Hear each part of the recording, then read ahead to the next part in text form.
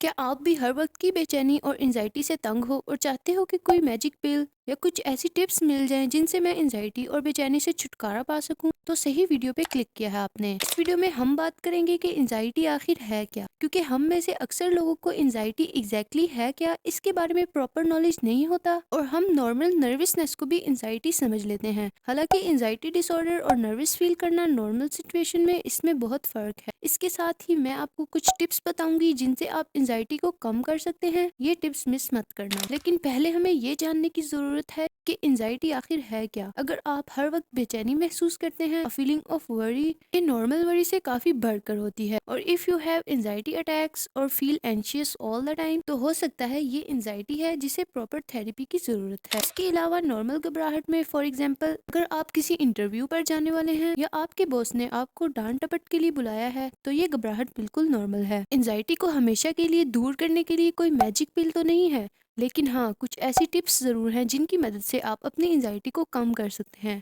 Number 1 है jogging. Jogging सिर्फ fit रहने के लिए ज़रूरी नहीं है, ये आपके स्ट्रेस को रिड्यूस करती है और जॉगिंग को पावरफुल एंजाइटी मेडिटेशन के तौर पर भी इस्तेमाल किया जाता है। जॉगिंग आपके ब्रेन में ऐसे केमिकल्स रिलीज करती है जो आपके मूड को सुकून पहुंचाते हैं, नर्वस टेंशन को रोकने के लिए मसल्स को थका देते हैं और स्ट्रेस हार्मोन कॉर्टिसोल को जला देते हैं, जो ज़्यादातर स्ट्रेस के सिम्टम्स के लिए रिस्पॉन्सिबल है। नंबर 2 है प्रोग्रेसिव मसल्स रिलैक्सेशन। ये पुरसुकून महसूस करने के लिए एक बेहतरीन टूल है।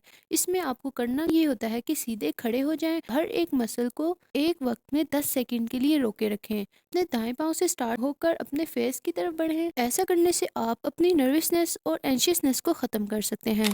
नंबर 3 है पॉजिटिव अफर्मेशंस। इसमें आपको पॉजिटिव सेंटेंसेस दोहराने होते हैं, या अगर आप लिख लें तो वो ज़्यादा बेहतर है। इससे होगा ये कि आपका माइंड पॉजिटिव चीज़ों पे फोकस करेगा।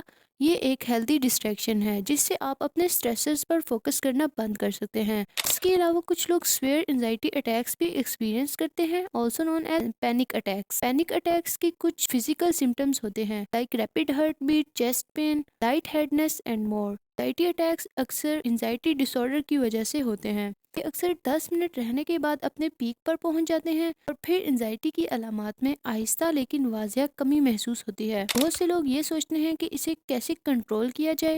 इनको मुकम्मल तौर पर कंट्रोल करना तो बहुत मुश्किल है, लेकिन इन अटैक्स को स्वेयर होने से रोका जा सकता है। इसके कुछ तरीके हैं, जैसे ब्रीथिंग एक्सरसाइजेस। पैनिक अटैक की बहुत सी बदतरीन अलामात पुअर ब्रीथिंग यानी सांस की कमजोरी से आती हैं। ऐसे तो बहुत सी ब्रीदिंग एक्सरसाइजेस हैं, लेकिन मैं एक आपको बताती हूँ जिसमें आपको अपनी आईज क्लोज करनी है और इमेजिन करना है जैसे आप कैंडल ब्लो करने की कोशिश कर रहे हैं। इसमें आपको कैंडल को पूरी तरह से फ्लेम आउट नहीं करना, बल्कि सिर्फ सॉफ्टली ब्लो करना है। ऐसा करने से आप अपने पैनिक अटैक्स और एंजाइटी को रोक सकते हैं।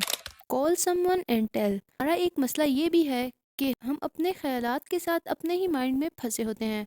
ऐसा करना आपकी एंजाइटी और पैनिक अटैक्स को मजीद स्वेयर कर सकता है। अगर आपका कोई दोस्त या फैमिली मेम्बर है तो उसे कम से कम बताएं आप क्या फील कर रहे हैं। ये आपके पैनिक अटैक्स और स्वेयर एंजाइटी को कम करने के लिए सफिशिएंट डिस्ट्रैक्शन के तौर पर काम करता है। तो ये कुछ टिप्स थी, ये आपके पैनिक अटैक्स को मुकम्मल तौर पर ख़त्म तो नहीं कर सकती, के लिए आपको साइकोथेरेपी की ज़रूरत है, लेकिन ये पैनिक अटैक्स को मजीद स्वेयर होने और आउट ऑफ कंट्रोल होने से रोक सकती है। सो इन द एंड एंजाइटी को कम करने का सबसे फास्टेस्ट वे है कि पहले आप आइडेंटिफाई करें कि आप क्या महसूस कर रहे हैं, फिर उसे ठीक करने के लिए जो मैंने आपको टिप्स बताई हैं उन पर अमल करें। आप एंजाइटी को टेम्परेरी तो ठीक कर सकते हैं इन तरीकों से, मगर आप इसको मुकम्मल तौर पर ख़त्म करना चाहते हो, then try going for proper therapy, it works.